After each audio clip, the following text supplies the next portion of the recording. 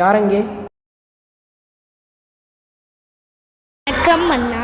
தண்ணீர் கொண்டு வாருங்கள். மன்னா.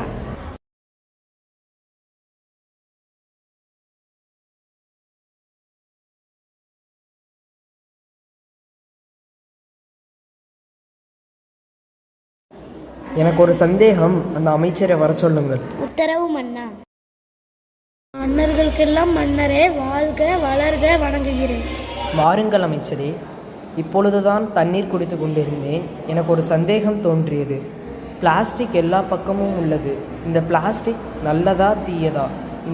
என் சந்தேகத்தை தீர்ப்பவருக்கு 1000 பொற்காசுகள் என்று எல்லா இடங்களிலும் அறிவியுங்கள். ஆகட்டும் மன்னா.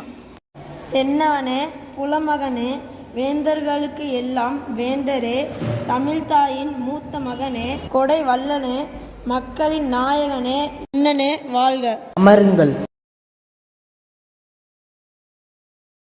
அமைச்சரே, என் சந்தேகத்தை தீர்க்க வரையினும் வந்துள்ளனரா? யாரும் வரவில்லை மன்னா. 1000 பொற்காசுகள் என அறிவித்தும் யாரும் வரவில்லை மன்னா. வருந்துகிறேன். தமிழ் புலவர் நக்கீரர், கபிலர், கரணர் இருக்கும் அவையில் என் சந்தேகத்தை தீர்க்க மனமில்லையா அல்லது பொற்காசுகள் போதவில்லையா? மறைமுக பேச்சு தேவையில்லை, நேரடியாகவே கேட்டிருக்கலாம் அண்ணா. புலமைக்கு கவிதை என்றால் 1000 கவிதைகள் குவிந்திருக்குமே. பரிசுக்கு கவிதை எழுத வேண்டுமே, யார் எழுதுவார்களோ? அரசரே, அரசரே, அரசரே. அரசர் அங்கே இருக்கிறார். அரசரே. எந்திரியுங்கள். பார்வேந்தரே, என்னை கொஞ்சம் பார்வேந்தரே. கவிதையுடன் வந்திருக்கும் தர்மியின் வணக்கம். என் சந்தேகத்தை தீர்க்கும் கவிதையை எழுதி உள்ளனரோ? நானே தான் இயற்றினேன். வாசியுங்கள். ஒப்பில்லா நெகிழியே, காணும் இடமெல்லாம் நெகிழியே, கண்கவரும் நெகிழியே, உயிர் காக்கும் தலைக்கவசம் முதல் உள்ளங்கால் காக்கும் மிதியடி வரை நெகிழியே. நெகிழி இயற்கையிலேயே நல்லதே. ஆஹா, ஓஹோ, அருமை. என் சந்தேகம் தீர்ந்துவிட்டது.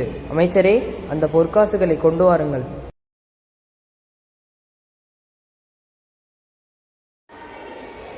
நிறுத்துங்கள். ஏன் ஏன்? கவிதை எழுதியவர் யாரோ? அரசருக்கு தான் சந்தேகம் என்றால் அவையில் உள்ளோருக்குமா சந்தேகம்? நான் தான் எழுதினேன். நீங்கள் எழுதிய கவிதையின் விளக்கம்? விளக்கமா? கவிதைக்கு பரிசளித்தால் சந்தோஷம் அடைவேன். எழுதிய கவிதையில் பிழை உள்ளது. ஊருக்கு 2 பேர் இல்ல, ஒருத்தர் இருந்தாலே போதும். எனக்குன்னே வரானுங்க. ஏன் நக்கீரரே? எழுதியவர் யாரோ அம்பு இங்கு வந்துள்ளது மன்னா. எனக்கு தேவைதான்.